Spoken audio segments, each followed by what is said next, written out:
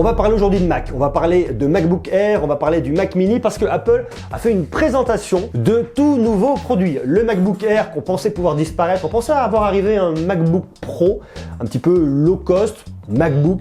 Toujours est-il que le MacBook Air est toujours là, il persiste et il signe. On a un nouveau MacBook Air avec un Retina Display de 13,3 pouces, ce qui est vraiment très intéressant. Et la grande nouveauté là-dessus, c'est la présence de deux ports Thunderbolt 3, de l'USB type C. Apple évolue, Apple s'ouvre à l'USB type C, s'ouvre à la compatibilité et ça c'est un point très positif. Néanmoins, ce qui est aussi cool là-dessus, c'est une prise jack qui est complètement préservée, donc une prise jack sur la droite, les ports Thunderbolt 3 sur la gauche. Au-dessus, une caméra HD pour FaceTime, pour tout ce que vous voulez, pour discuter avec vos amis, faire du Skype et ce qui vous fera plaisir. Et il nous annonce un écran avec 4 millions de pixels, pas moins, pas plus. Autre point qui est assez intéressant, c'est l'arrivée de Touch ID. Alors, c'est plutôt cool d'avoir l'arrivée d'un Touch ID pour venir déverrouiller avec un capteur d'empreinte digitale, sauf que ça, c'est pas nouveau. C'est bien sur ce produit, effectivement, sur ce MacBook Air, c'est plutôt bien. Il y aurait eu Face ID, ça aurait été une vraie belle évolution, ça aurait été vraiment intéressant. On va pas cracher dans la soupe, mais de ce côté-là, il n'y a rien de bien révolutionnaire. Apple nous annonce une sécurité accrue, notamment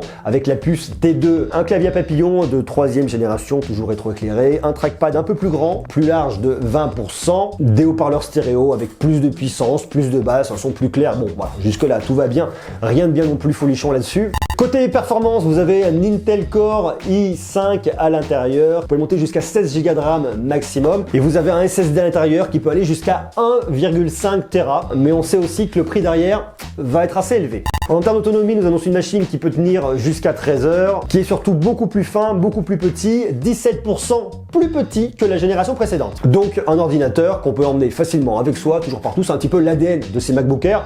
Deuxième produit qui a été présenté par Apple, c'est le nouveau Mac Mini. Plus de performance, plus de puissance, plus de RAM, il faut aller jusqu'à 64 Go de RAM, plus de capacité de stockage, un SSD jusqu'à 2 Tera, toujours de la sécurité avec cette fameuse puce T2, un meilleur refroidissement, toujours plus silencieux, enfin une machine qui en termes de performance a l'air assez intéressante. En termes de connectivité, vous avez de l'Ethernet, du Thunderbolt 3, du HDMI, l'USB type A. Vous avez plusieurs versions, mais si vous prenez la version la plus boostée avec un i7, vous pourrez faire du montage vidéo, bien sûr sans aucun problème.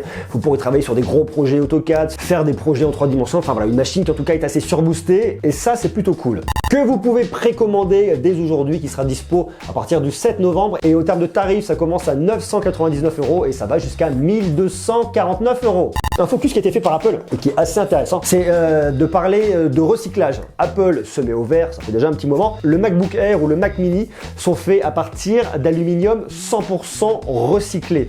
Des machines qui se veulent beaucoup plus vertes et ça pour le coup aussi, il faut le souligner.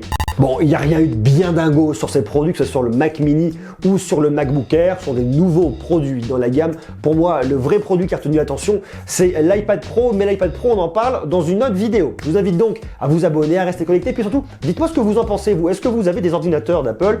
Est-ce que vous trouvez ce MacBook Air intéressant? Qu'est-ce que vous pensez du Mac Mini? Est-ce que vous pourriez aller sur l'un ou sur l'autre? Et puis, je vous invite aussi à vous abonner, rester connecté, parce que je vais tester d'ici quelques jours le nouveau MacBook Pro, un des nouveaux MacBook Pro en tout cas de 2018.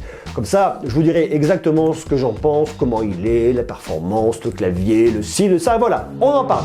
Merci à vous, soyez sages, je vous embrasse, prenez soin de vous, j'ai hâte de lire vos commentaires et à très bientôt. Ciao.